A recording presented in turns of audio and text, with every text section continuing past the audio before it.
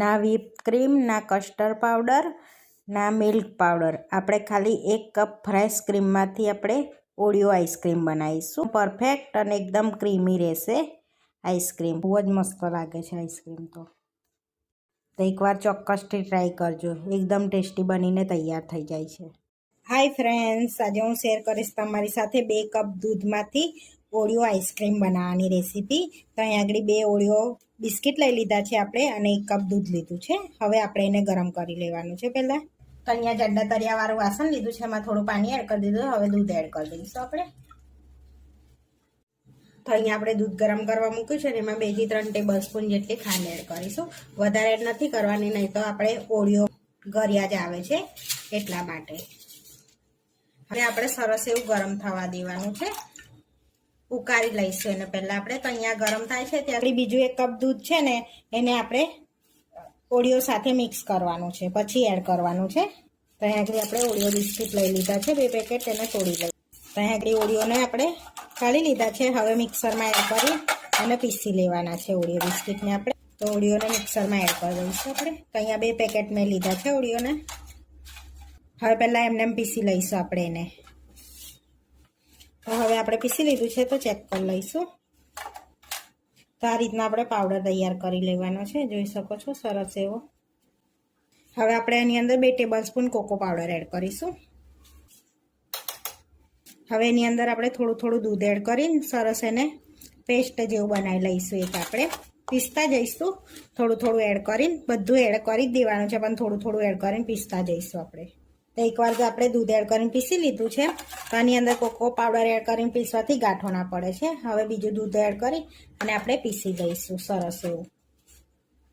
તો હવે આપણે બધું પીસી લીધું છે સરસ એવું, જોઈ શકો છો. તો હવે બચેલું દૂધ પણ એડ કરી દઈશું અંદર આપણે. સરસ આપણે પીસી લીધું છે, આ રીતનું પેસ્ટ બનાવી. હવે આપણે દૂધવાળામાં એડ કરી દઈશું. તો અહીંયા આપણું દૂધ પણ સરસ ઉકળી ગયું છે, જોઈ શકો છો આ રીતનું.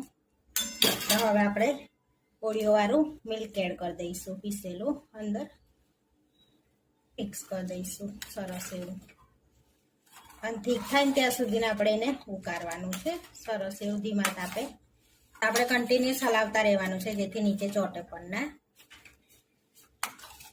તો આ આઈસ્ક્રીમ ફટાફટ બનીને તૈયાર થઈ જાય છે. બહુ વાર પણ નહીં લાગતી ને બહુ મહેનત પણ નથી લાગતી આ આઈસ્ક્રીમમાં. તો જોઈ શકો છો સરસ આપણો ઓરિયો વાળું દૂધ સરસ એવું ઠીક થઈ ગયું છે આ રીતનું. તો હવે ગેસને બંધ કરી દઈશું આપણે અને એને આપણે રૂમ ટેમ્પરેચર પર બહાર પહેલાં આવવા દઈશું.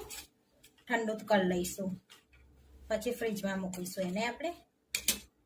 અહીંયા ગેસ પરથી આપણે નીચે ઉતારી લીધું છે. તો આ રીતનું ઠીક થવા દેવાનું છે આપણે. શકો છો સરસ એવું ઠીક થઈ ગયું છે. હવે આપણે એને ઠંડુ થવા દઈશું બહાર જ, પછી ફ્રીજમાં મૂકીને ઠંડુ કરી લઈશું. આપણે અડધો કલાક જેવું થઈ ગયું છે અને સરસ એવું ઠંડુ થઈ ગયું છે. તો રૂમ ટેમ્પરેચર પર આવી ગયું છે. તો હવે આપણે એને ફ્રીજમાં ઠંડુ થવા મૂકી દઈશું, ચીલ્ડ થવા માટે. કલાક ફ્રીજમાં રાખી દીધું, સરસ ઠંડુ થઈ ગયું છે, જોઈ શકો છો. હવે આપણે એને પીસવાનું છે, એટલે બીટ કરવાનું છે. તો આપણી પાસે બીટર નહીં એટલે આપણે મિક્સરમાં કરીશું. તો આપણે એની અંદર ફ્રેશ ક્રીમ એડ કરીશું. તો તમારી જોડે વ્હીપ ક્રીમ હોય તો વ્હીપ બી એડ કરી શકાય છે. અહીંયા ફ્રેશ 1 કપ આપણે ક્રીમ લીધી છે, અને ના હોય વ્હીપ ક્રીમ અને ફ્રેશ ક્રીમ તો તમે ઘરની મલાઈ પણ 1 કપ એડ કરી શકો છો, તો તાજી લેવાની. તો અહીંયા આગળ આપણે મિક્સર લઈ લીધું છે મોટું, એની અંદર ક્રીમ એડ કરી દઈશું આપણે. ફ્રેશ ક્રીમ એડ કરી દઈશું 1 કપ અને એને આપણે પહેલાં પીસી લઈશું. એટલે હવે આપણે આને પીસી લીધું છે. હવે આપણે એની અંદર ઓરિયો વાળું બેટર એડ કરી દઈશું એની અંદર. તો અહીંયા ઓરિયો વાળું બધું આપણે બેટર એડ કરી દીધું છે. હવે એને સરસ પીસી લઈશું. તો સરસ એને પીસી લઈશું આપણે પહેલાં આને બી જોડે જ. તો આપણે સરસ એવું પીસી લીધું છે. હવે આપણે આ રીતના ડબ્બામાં છે, તો આ રીતના ડબ્બામાં આપણે ભરી દઈશું એને બધું. હવે એની પર થોડીક આપણે ચોકો ચિપ્સ એડ કરીશું આ રીતે. તો ચોકો ચિપ્સ ના હોય તો ડેરી મિલ્કના ટુકડા પણ એડ કરી શકાય છે. હવે આપણે એની અંદર ઓરિયો બિસ્કિટ એડ કરી દઈશું આ રીતે. પછી એની અંદર ટુકડા એડ કરીશું ઓરિયોના આપણે આ રીતના ઉપરથી આ રીતે. હવે આપણે એની ઉપર એક પોલિથીન આ રીતની રાખી દઈશું આ રીતની. એટલે એની ઉપર આમ બરફની કતરણ ના થઈ જાય અને આપણો સરસ આઈસ્ક્રીમ રહે.